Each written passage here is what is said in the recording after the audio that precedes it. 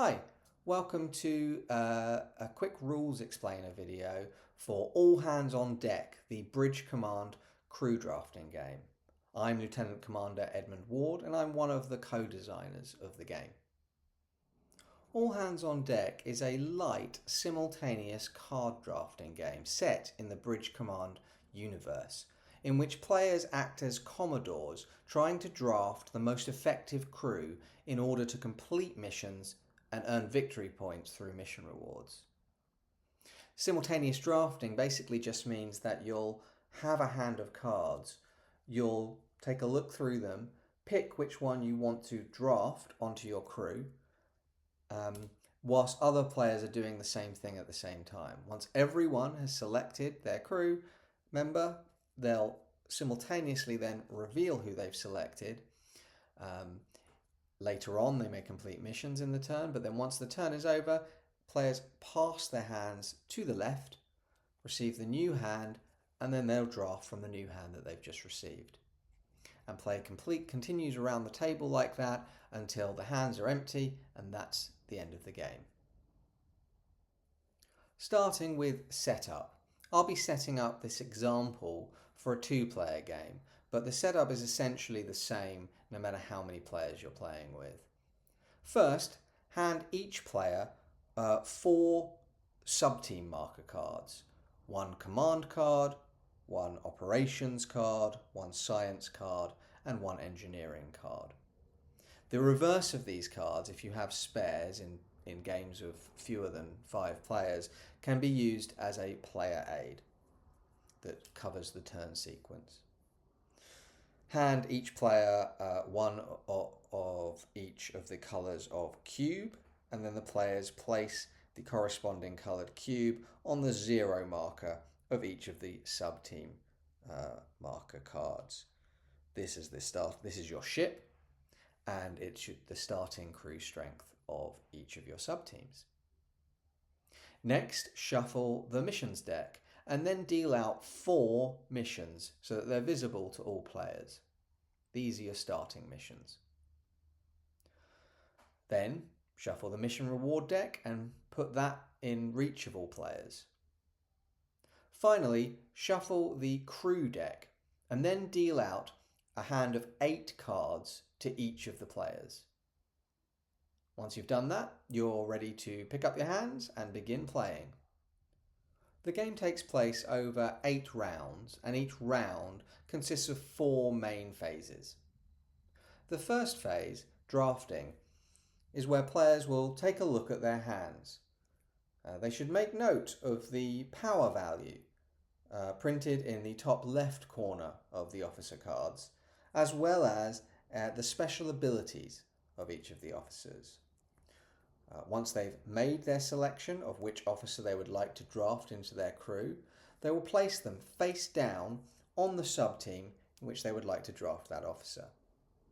They'll then wait for the other players to select their draft picks, and once players have all selected, then it's time to move on to the second phase, which is revealing the drafts.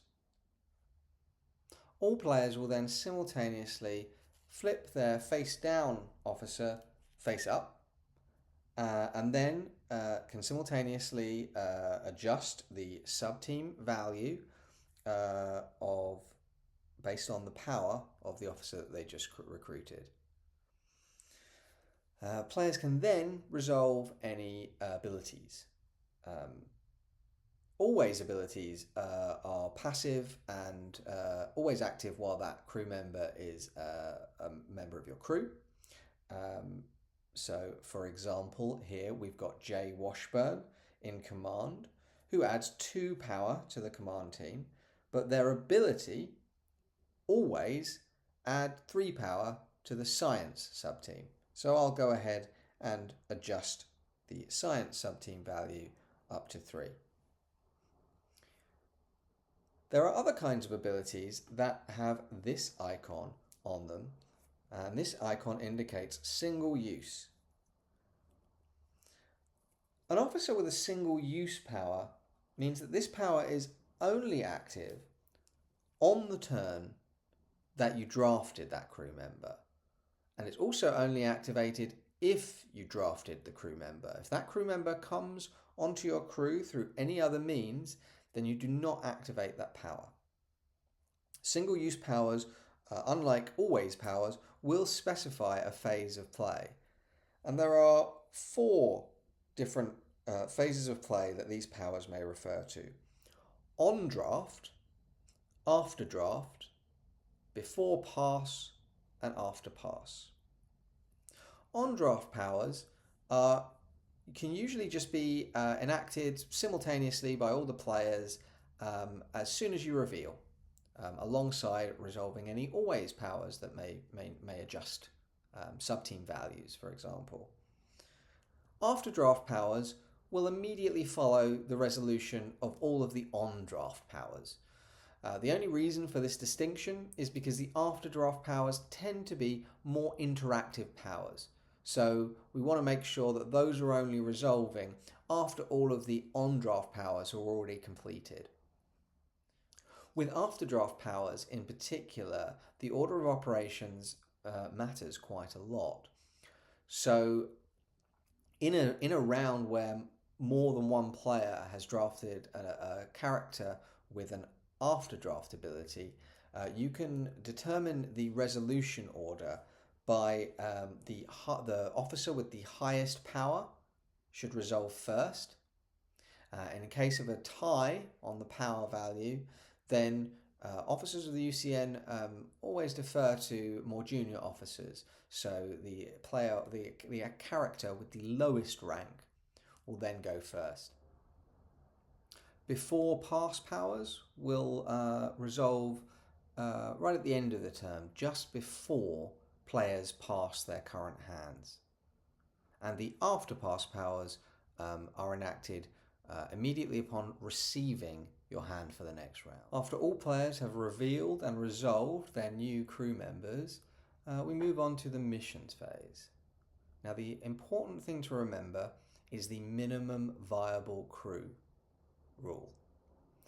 This rule means that your crew cannot fly the ship to go out and complete missions until there is at least one officer in each of the 4 sub-teams.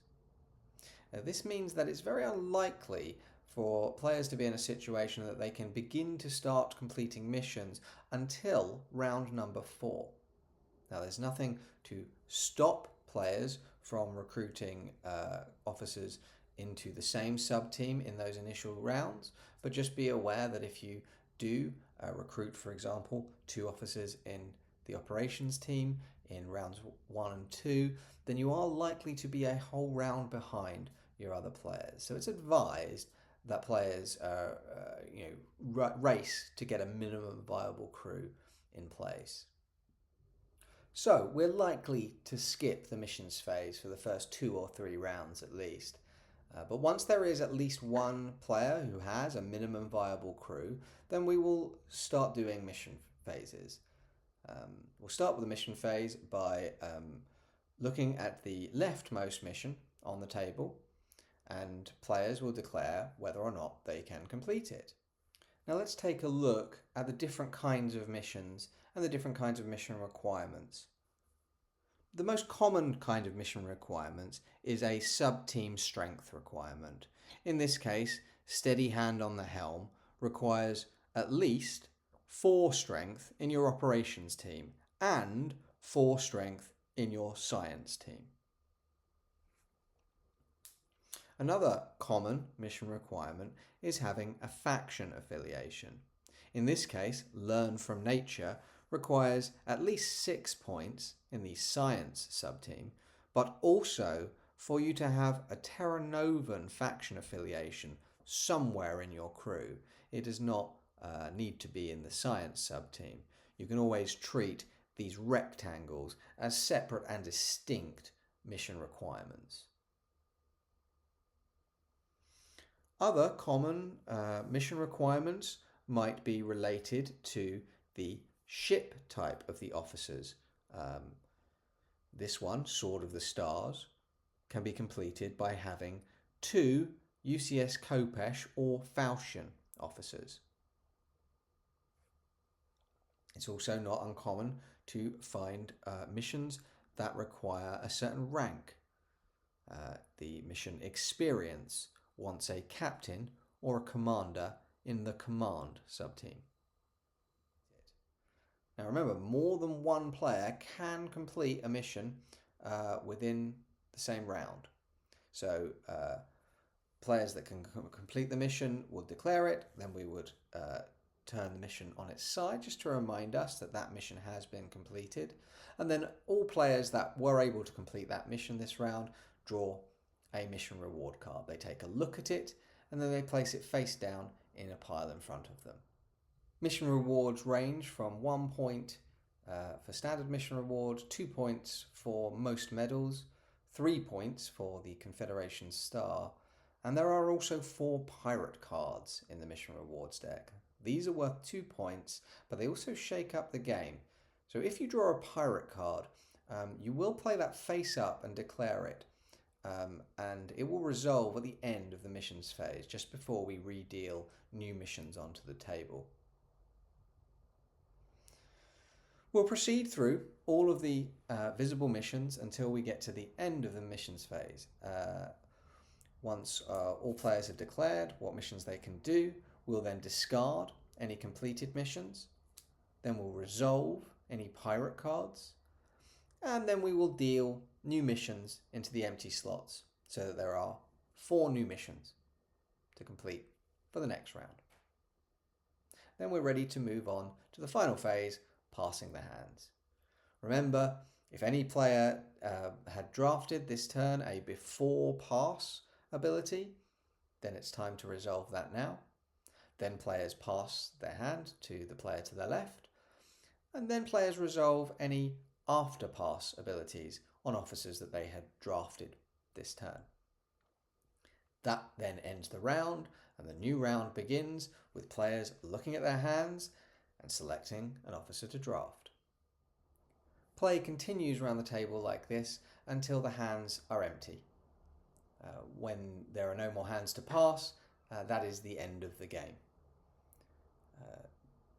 Players will count up the total victory point value on their mission reward cards and on any apprehended pirates, and the player with the most victory points is the winner. And that really should be everything that you need to know to get started with all hands on deck. You may find that some of the officers' abilities conflict with rules in the rulebook. That is intentional. Obviously, where that happens, the officer's ability takes precedence in breaking the rules. Have fun. It's available for pre-order now and should be available to pick up in the mess in October. I hope you enjoy it, and as they say in the UCN, go beyond.